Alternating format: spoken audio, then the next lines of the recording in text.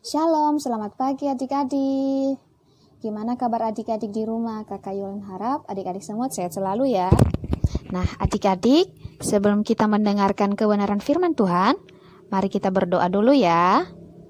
Tuhan Yesus, terima kasih karena Tuhan boleh menjaga, boleh melindungi kami selama 1 minggu ini hingga pada hari ini Tuhan, kami akan kembali mendengarkan kebenaran firman-Mu. Dan kiranya firman Tuhan ini bisa kami tanamkan di dalam hati kami serta bisa melakukannya. Terima kasih Tuhan Yesus, dalam nama Tuhan Yesus kami berdoa, amin. Adik-adik, pada pagi hari ini mari kita mendengarkan firman Tuhan yang terambil dari Yeskel 36 ayat 1 sampai 7. Kakak Yulin harap adik-adik di rumah bisa membacakan Alkitabnya ya.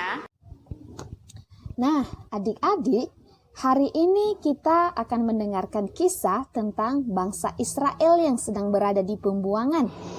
Nah, bangsa Israel tinggal lama sekali di pembuangan. Puluhan tahun loh adik-adik. Mereka tinggal di pembuangan Babel lama sekali.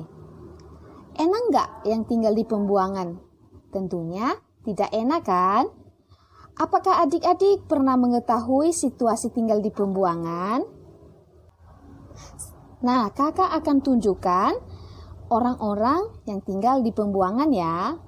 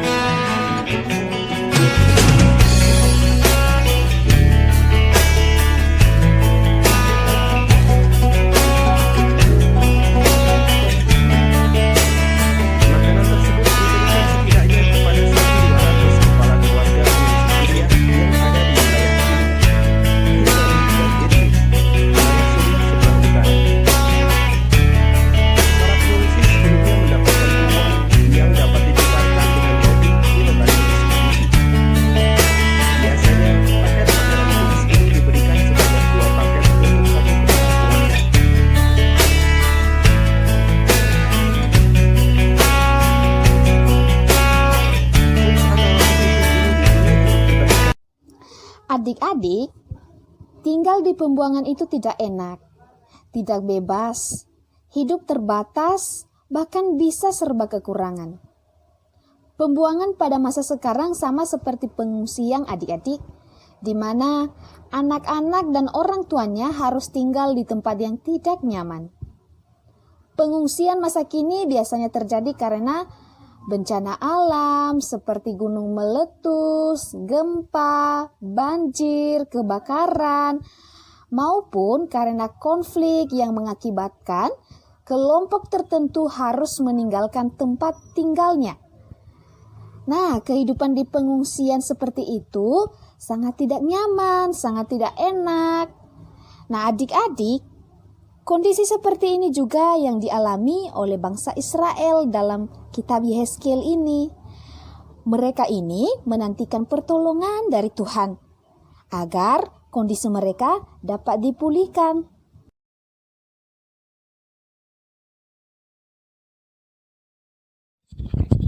Nah, adik-adik, sekarang mari kita melihat apakah kita pernah mengalami kehidupan sama seperti di pengungsian ini. Nah, adik-adik coba melihat apa yang pernah adik-adik alami. Jika berada di dalam situasi yang menderita dan susah, pasti tidak enak. Pastinya kita akan membutuhkan pertolongan. Nah, adik-adik, apakah kita pernah mengalami masalah? Tentunya kita semua pasti pernah mengalami yang namanya masalah. Dan ketika kita mengalami masalah, tentunya kita juga merasakan penyertaan Tuhan untuk membantu kita dalam menghadapi masalah tersebut.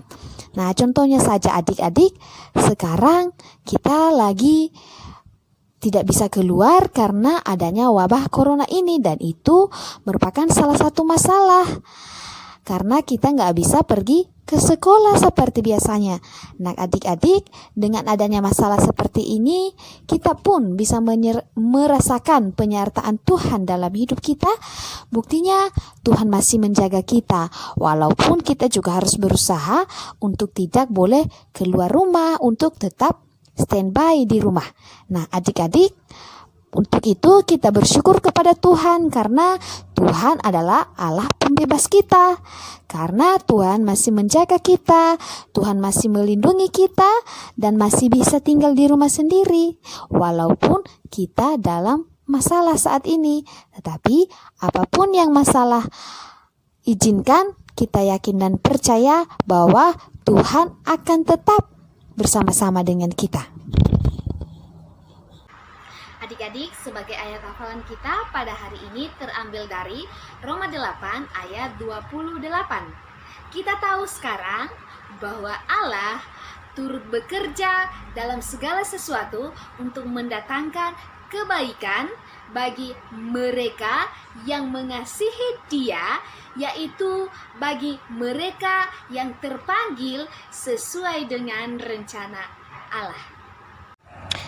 Adik-adik, sekarang kita sudah selesai mendengarkan cerita firman Tuhan. Sekarang kita menutupnya dengan doa ya. Mari kita berdoa. Tuhan Yesus, terima kasih untuk penyertaan Tuhan dalam kehidupan kami.